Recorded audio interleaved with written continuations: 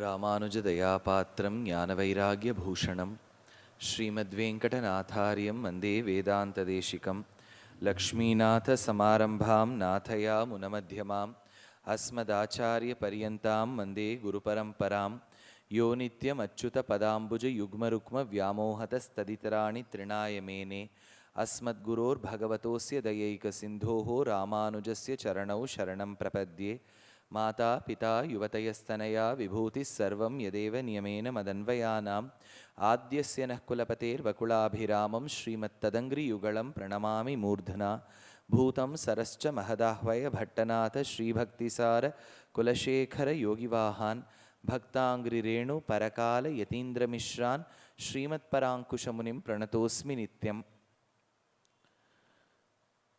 योगीन्द्राणां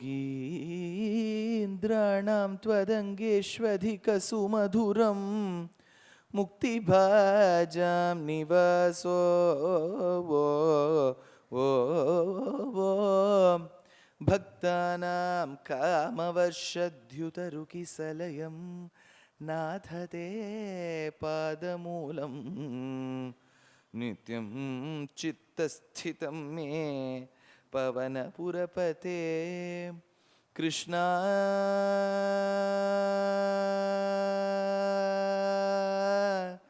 कारुण्य सिंधो कृष्णा कारुण्य सिंधो कृत्वा निशेषतापान् प्रतिशतु परमानंद संदोहलक्ष्मी प्रतिशतु परमानंद संदोहलक्ष्मी अज्ञात्वा ते महत्वं यदिह निगदितं विश्वनाथ क्षमेथः स्तोत्रं चैतत् सहस्रोत्तरमधिकतरं त्वत्प्रसादाभिभूयात् वेधा नारायणीयं श्रुतिषु च जनुषस्तुत्यता वर्णनेन स्वीतं लीलावतारैः इहमिह कुरुताम् आयुः आरोग्यसौख्यम्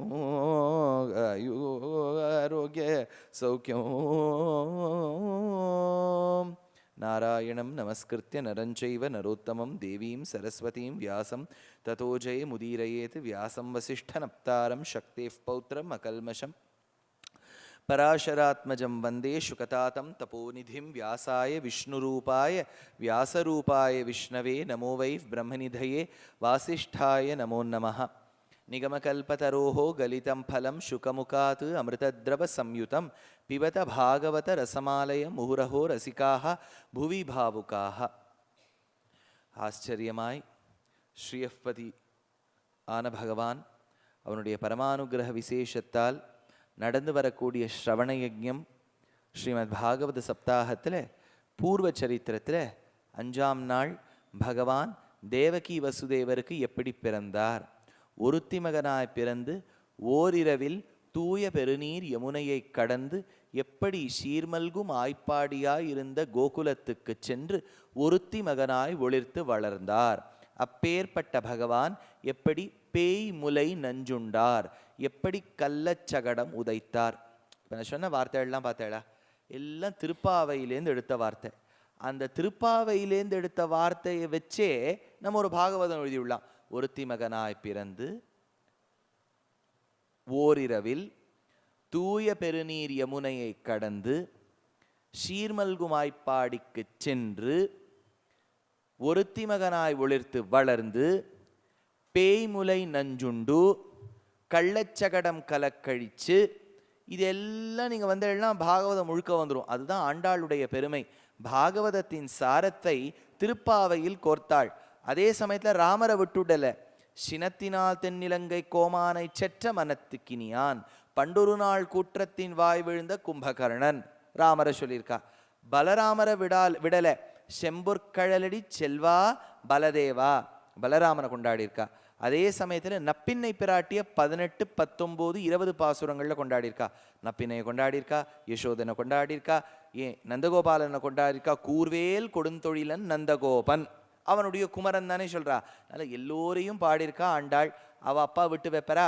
பெரியாழ்வாரும் சேர்த்து எத்தனையோ 100 கணக்கான பாசுரங்கள் கண்ணன் வளர்ந்த கணக்கை சொல்றார். இப்போது நாம் அனுபவிக்க இருப்பது கண்ணன் வளர்ந்தார். இப்போது முக்கியமான ஒரு கட்டம் என்னன்னா, ஒரு நாள் பால் கொடுத்து கொண்டிருக்கக்கூடிய சமயத்தில் யசோதாவுக்கு தோணித்தாம், ஐயோ உள்ள பாலை காய்ச்ச வச்சிருக்கோமே, அது ஒருவேளை பொங்கிடுறதோ. இந்த பாலுக்குன்னு ஒரு தனித்தன்மை, நீங்கள் பார்க்கும்போது அது பொங்கவே பொங்காது. நீங்கள் அப்படி ஏதோ சொல்கிறாளேங்கிறதுக்காக இப்படி திரும்பினேன்னு வச்சுங்க, அது பொங்கி வழிஞ்சு உங்களுக்கு ஒரு ஒரு அரை மணி நேரம் வேலையை வச்சிரும். ஏன்னு கேட்டால் அது பாலுக்குன்னு உரிய தனித்தன்மை ஒன்றும்.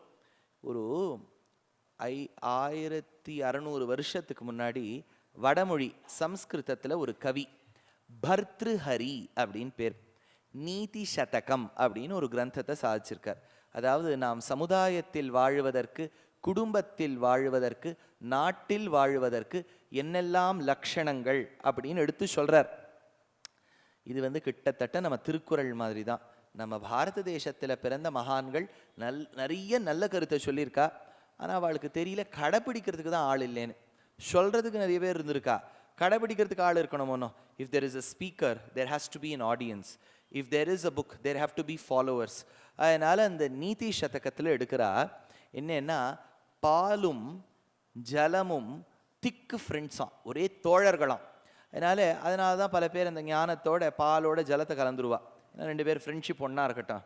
அதனால பாலும் ஜலமும் ஃப்ரெண்ட்ஸ். பால் கிட்டேருந்து ஜலத்தை பிரிக்கணும் நினைச்சா என்ன பண்றதுன்னார், நெருப்பு என்கின்ற எதிரி மேலே ஏற்றிடணும். அவ என்ன ஆயிடும், பால் என்கின்ற தோழன் நண்பனிடத்திலிருந்து ஜலமானது காற்றுக்குள்ள போயிடுறது. அப்போ பாலால தாங்க முடியல, ஐயோ நம்ம தோழன் ஜலத்தை பிரிஞ்சுட்டோமேன்னு கோபத்திலையும் துக்கத்திலையும் பொங்கி வருது. கொஞ்சோண்டு ஜலத்தை எடுத்து அது மேலே தெளிச்சுட்டோன்னா பரவாயில்ல, என் தோழனோட சேர்ந்துட்டேன்னு கீழே போய் உட்கார்றதான். இதை அந்த கவி ஒரு ஸ்லோகத்தில் சொல்றார். அப்பேற்பட்டது பால்னர். அந்த பாலை காய்ச்சக்கூடிய வாசனை வந்துடுத்தோ. இப்பெல்லாம் மில்க் குக்கர்னு ஒன்று இருக்கு பாருங்க, அது சத்தம் போடுறது, பால் இப்போ பொங்க போகிறது, வாங்கோ வாங்கோன்னு சொல்றது இல்லையா. அந்த மாதிரி பால் இப்போ பொங்கின்னு இருக்கு. கண்ணனுக்கு பால் கொடுப்பதை விட்டு விட்டு அவள் உள்ளே சென்றாள். கிருஷ்ணருக்குன்னு ஒரு கெட்ட வழக்கம், அவரை நீங்கள் வணங்கினா அவரையே தான் வணங்கின்னு இருக்கணும். 2வது ஆள்கிட்ட போயிட்டோன்னு வச்சுங்கோ, அவருக்கு என்னமோ கோபம் வந்துடுது, அது ஏன்னு தெரியல. அதனால் அவர் அந்த மாதிரி வளர்ந்துட்டார் போல இருக்கு. அதனால் இம்பார்ட்டன்ஸ்னால் அவருக்கு மட்டும்தான் கொடுக்கணும்னு நினைக்கிறார் அவர். அதனால் அப்பேற்பட்ட பகவான். இப்போ வீட்டிலெல்லாம் என்ன ஆகிடும்னா, ஒரு ஃபங்க்ஷன் வைக்கிறோன்னு வச்சுங்கோ, என்ன பண்ணுவோன்னா, பவர்லாம் இருக்குடா, ஆனால் எதுக்கு இருந்தாலும் கரண்ட்டு போயிடுத்துனா ஒரு ஜெனரேட்டர் வாங்கி வச்சுக்கோ சொல்கிறோம். கரண்ட்டு போயிடுத்துனா யூபிஎஸ் எடுத்து வச்சுக்கோ அப்படின்னா, கரண்ட்டு மின்சாரம் இல்லை என்றால் பேக்கப்புன்னு ஒன்று வச்சுக்கிறோம். பக்தியில் அது கூடாதுங்கிறா. இப்போ பெருமாள் கிட்ட வரோன்னு வச்சுங்கோ, பெருமாளே நீதான் என்னை ரட்சிக்க வேண்டும், இந்த ஆத்மாவை ரட்சிக்கும் பொறுப்பு உன் பொறுப்பு, சர்வலோக ரட்சகன் நீ, என் அறிவு தெரிஞ்சு ஞானம் தெரிஞ்சு புத்தியோடு பிரபத்தியை நான் செய்கின்றேன், இதை ஏற்றுக்கொள் பகவானே சொல்லிட்டு போறேள். பக்கத்தில் இன்னொருத்தர் சொல்கிறா, புதுசாக ஒரு கோவில் இருந்திருக்கு, அங்கே சொன்னேன்னாலும் கேட்பா, ஆமாம்மா தேவலை, இவர்கிட்ட சொல்லி வச்சுருக்கேன், இவர் மறந்துகிருந்து போய் வச்சார்னா என்ன பண்ணுறது, இன்னொருத்தர்கிட்டையும் சொல்லி வைக்கிறேன்னா இவர் ஞாபகம் வச்சுட்டு இருந்தவர் கூட மறந்து விடுவார். என்னன்னா, பக்தியில் மட்டும் பேக்கப்பே கூடாது. பகவானை நம்பினோர் கைவிடப்படார், ஒரு நாளும் பகவானை நம்பினோர் கைவிடப்படார். பகவ ஞானபல ஐஸ்வர்ய வீரிய சக்தி தேஜஸுக்களோடு கூடிய பகவான் நம்மை ரட்சிப்பார். யசோதை கண்ணனை விட்டுட்டு உள்ள போயிட்டா. கிருஷ்ணருக்கு பிடிக்கல. அம்மா எவ்வளவு நாளாக சேர்த்து வச்ச வெண்ணெய் ஒரு பெரிய கடாரத்தில் இருக்கு. ஏறினர் உரல் மேலே, அழகான ஒரு கல்லை எடுத்தார், இடித்தார், உடைந்தது பானை. ஐயோ அங்க அவ பால் அணைக்கலாம்னு போனா இங்க ஏதோ சப்தம் வருதேன்னு ஓடி பார்த்தா, இவ்வளவு நாளா கஷ்டப்பட்டு காலங்கார்த்தால எழுந்து தயிரை கடைந்து சேர்த்து வச்ச வெண்ணையெல்லாம் டமால்னு உடைச்சுட்டார். கோபம் வந்தது யசோதைக்கு. இந்த சம்பவத்தை நல்லா ஞாபகம் வச்சுக்கோ. பாகவதத்துல எதால அடிச்சார்னு சொன்னேன், கல்லால. இப்பதானே சொன்னேன் கல்லால அடிச்சார்னு. பாகவதத்தில் இருக்கும் சாரத்தை தான் பட்டத்ரில் ஸ்ரீமன் நாராயணியத்தில் எழுதுவர். அது பால், இது திரட்டு பால், அதனால காய்ச்சணும். அதுல இருக்கக்கூடிய விஷயத்தை தான் இதுல எடுக்கணும். எழுதிட்டார் பட்டதிரில். என்னன்னு எழுதினார்னா, கண்ணன் கோபத்தோடு யசோதை உள்ளே சென்ற பிறகு உரலின் மீது ஏறி மேலே இருக்கக்கூடிய கடாரமான அந்த பானையை கல்லாலும் கட்டையாலும் உடைத்தார் அப்படின்னு எழுதிட்டார். ஆச்சு, அங்க உடைச்சார்னார், இவரும் உடைச்சார்னார். அவர் கல்லுன்னார், இவர் கல்லு கட்டை ரெண்டும்னார். அப்புறம் எழுதி முடிச்ச கையோட நேர பாகவத புஸ்தகத்தை திறந்து பார்த்தார். அப்பதான் தெரியுது, ஓஹோ சுகபிரமம் அதை சொல்லவே இல்லையே, கட்டையை பத்தி அவர் சொல்லவே இல்லையே, தப்பா எழுதிட்டோமே. அதாவது நம்ம இப்போ இப்போ நம்ம புஸ்தகங்கள்லாம் எழுதுறோம்னு வச்சுக்கோங்களேன், அப்போ வந்து இரேசர் அப்படின்னு ஒன்று இருக்குது, நீங்கள் சுலபமாக அழிச்சுடலாம். இப்போ நீங்கள் இப்போ மைக்ரோசாஃப்ட் வேர்டு கம்ப்யூட்டர்லலாம் அடிச்சேன்னா பேக் ஸ்பேஸை தட்டி விடலாம். அக்காலத்தில் எப்படின்னா, ஒரு ஓலையில் எழுதணும், எழுதிட்டோம் அழுத்தி அழுத்தி எழுதிட்டோ அடுத்த பேஜ் திருப்பணம்னு என்ன தெரியுமோ, இத்த மடச்சி உடைக்கணும், அப்பலாம் மாதிரி உடைச்சாதான் அடுத்த பேஜ் நகரும். அதனால எழுதுறதுங்கிறதும் அந்த காலத்தில் ரொம்ப கஷ்டம். அவர் எழுதிவிட்டார், இரேஸும் பண்ண முடியாது, அதை திருப்பி கிழிச்சும் போட முடியாது, என்ன பண்றதுன்னு ஓன்னு அழ ஆரம்பிச்சுட்டாராம் குருவாயூரப்பனுடைய நமஸ்கார மண்டபத்தில். அப்போ ஒரு சப்தம் கேட்டதாம், அதாவது கர்ப்பகிரகம் மறைஞ்சு அந்த இடத்துல ஒரு அழகான உரல் ஏற்பட்டதாம். உரலுக்கு மேல பானை, அந்த உரல் மேல ஒரு கண்ணன் கிருஷ்ணர் நின்றுட்டு இருக்கார். இவாளுக்கு கண்ணுக்கு தெரியறது. கண்ணுக்கு தெரிஞ்ச உடனே என்ன பண்ணா, பட்டதிரியில் அப்படியே பார்த்துட்டு இருக்கார், எங்கேருந்து இந்த குழந்தை வந்ததுன்னு. அப்போ அந்த குழந்தைக்கு மேல பானை, கையில கட்டை, கையில கல்லு, ரெண்டு தாலியும் போட்டு உடைச்சுதான். அப்ப திரும்பி சொல்லித்தாம், பட்டதிரில் அன்றைய தினம் நான் கல்லாலும் கட்டையாலும் தான் இடித்தேன். ஆனால் சுகபிரம்மம் அந்த பக்கத்திலேருந்து பார்த்ததுனால அவர் என் கையில் இருக்கிற கல்லை மட்டும் பார்த்தார், நீ தான் மேலேந்து பார்த்துருக்க, அதனால கல்லு கட்டை ரெண்டும் தெரிஞ்சதுன்னாராம் சாமி. பீதரசபங்க சங்கத குரோதபார பரிபூத சேதச மந்ததண்டமுபகிருஹ்ய பாட்டிதம் ஹந்த தேவததி பாஜனம் த்வயா. இது நடத்தின தினம், கண்ணன் பாகவதத்தில் நடத்தின தினத்தை தான் எழுதி வச்சிருக்கார். கௌடிய சம்பிரதாயத்தை சேர்ந்தவர். இது தீபாவளி அப்படின்னு கொண்டாடுறோம்னு அவர் எழுதி வச்சிருக்கார். அப்பேற்பட்ட கண்ணன். யசோதைக்கு கோபம் வந்தது, உடைத்தாயா நீ, கையில எடுத்துண்டாள். ஹர்த்தும் கும்பே வினிஹித கரஹா ஸ்வாது ஹையங்க வீணம். அவர் ஓடுறார், இவ ஓடுறார், அவர் ஓடுறார், இவர் ஓடுறார்.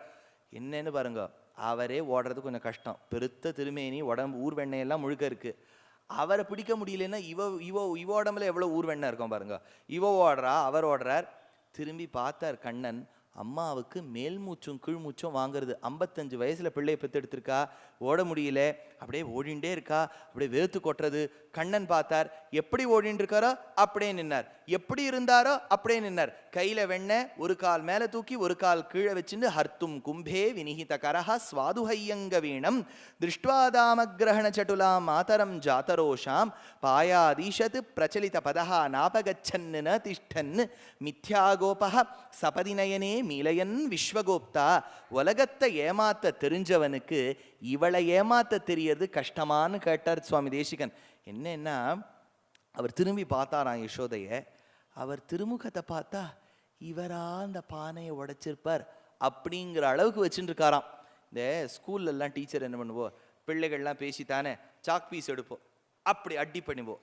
யார் பேசியிருக்காளோ அவ மேலதான் அடிப்போம். அவருக்கும் தெரியும் அவர் தான் பேசியிருக்காருன்னு.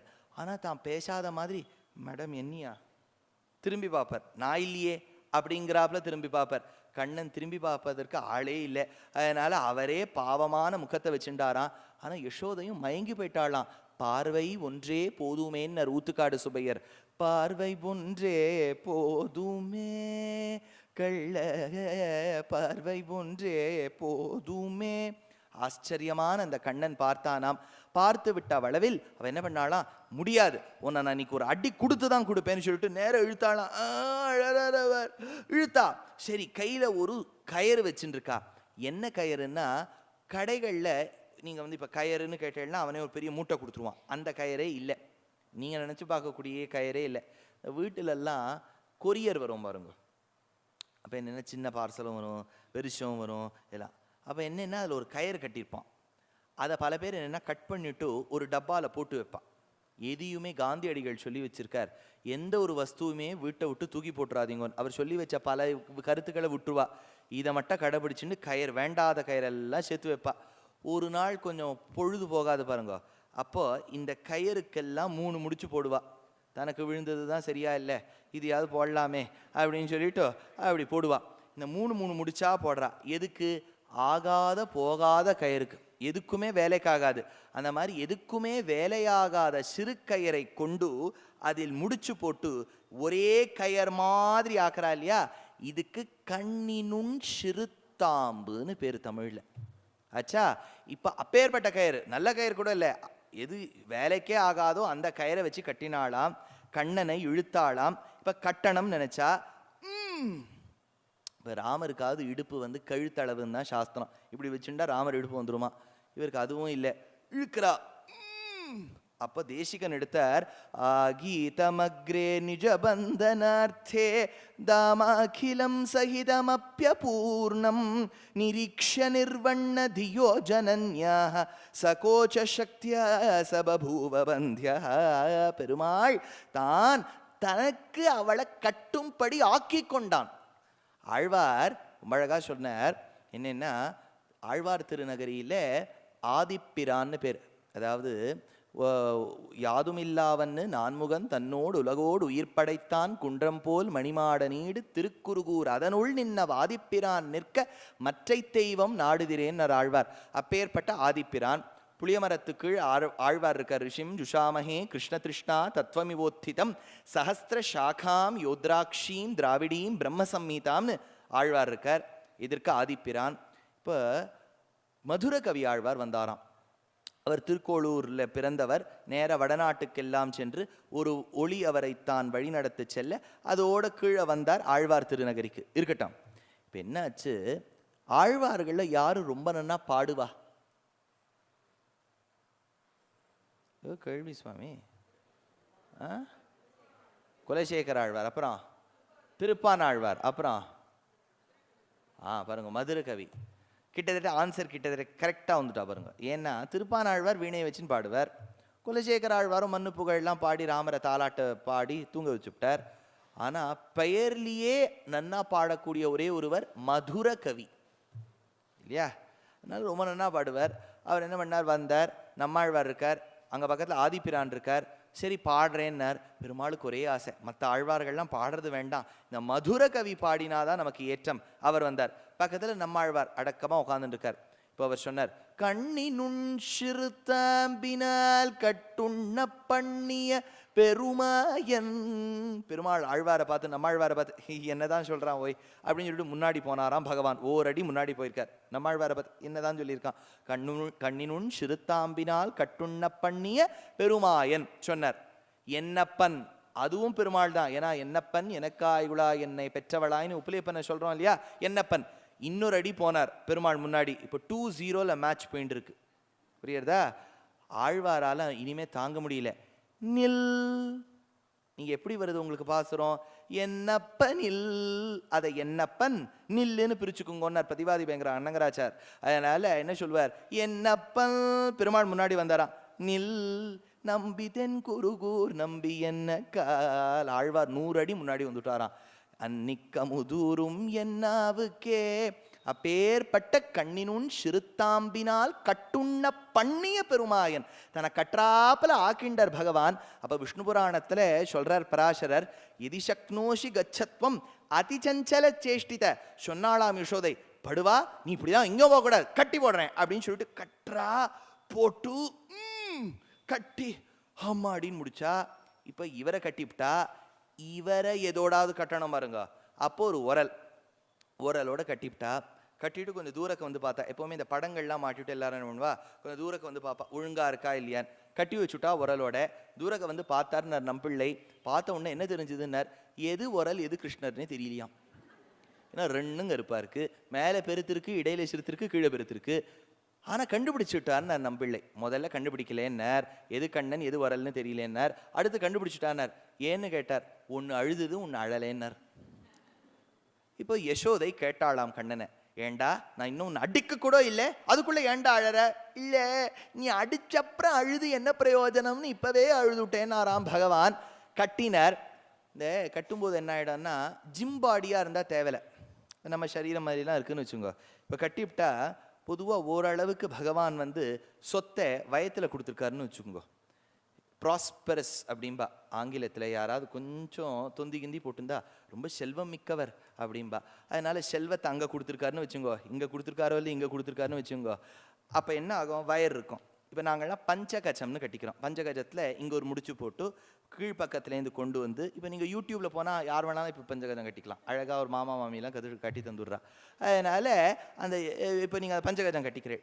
இப்போ எல்லாம் வேதமெல்லாம் இப்போ ஒரே ஒரு விஷயம், தொலைபேசி அப்படின்னு இருக்கு இல்லையா கையில், அது நல்ல விஷயங்களும் சொல்லும். ஆனால் அதுக்கு இன்னொரு பேர் தொல்லைபேசி. அதனால் அதில் எப்படின்னா, நீங்கள் வச்சுட்டு இருக்க ஃபோனில் ஸ்மார்ட் ஃபோனாக இல்லைன்னு வச்சுக்கோங்க, நீங்கள் அந்த எண்டு பட்டனையே ப்ரெஸ் பண்ணியிருந்தேன்னா அணைஞ்சு போயிடும். இது உங்களுக்கு கற்றுத்தரேன், யார் யாரெல்லாம் ஆஃப் பண்ணலையோ அப்படி பண்ணிவிடுங்க. இப்போ ஸ்மார்ட் ஃபோனாக இருந்ததுன்னா மேலேருந்து கீழே புல் பண்ணேன்னா ரைட் மோஸ்ட் கார்னரில் ஃப்ளைட் மாதிரி ஒன்று இருக்கும், அதை ப்ரெஸ் பண்ணிட்டேன்னா காலே வராது. நீங்கள் மாட்டுக்கு நிசப்தமாக பெருமாளை பற்றி கேட்டுட்டு இருக்கலாம். மூணாவது, சைடில் ஒரு பட்டனை ப்ரெஸ் பண்ணேன்னா வால்யூம் கம்மியாயிடும். நாலாவது, அணைச்சே வச்சுடலாம். 4 இருக்குது. இப்போ யார் யாருக்கு அந்த செல்லில் ஆஃப் பண்ண தெரியாதோ பக்கத்தில் இருக்கவாளுக்கு தெரியுமான்னு கேட்டுருங்கோ, அவகிட்ட கொடுத்துருங்க, அவள் அணைச்சி கொடுத்துருவா. ஏன்னா இப்போ என்னென்னா, நான் ஒரு 8 கட்டையில் கத்துறேன், அந்த ரிங்டோன் ஒரு 4 கட்டையில் கத்துறதுன்னா 2 பேரும் சேர்ந்து ஒரு நிறைவேலே பண்ணிட வேண்டியது தான். அதனால் ஒரு சின்ன விண்ணப்பம், ஏன்னா கொஞ்ச நாள் அணைச்சி வச்சா இருக்கும், நிறைய இம்பார்ட்டன்ட் கால்ஸ்லாம் இருக்கும். 2.5 மணி நேரத்துக்கு பகவான் லோகத்தை க்ஷேமமாக தான் வச்சுருப்பார்.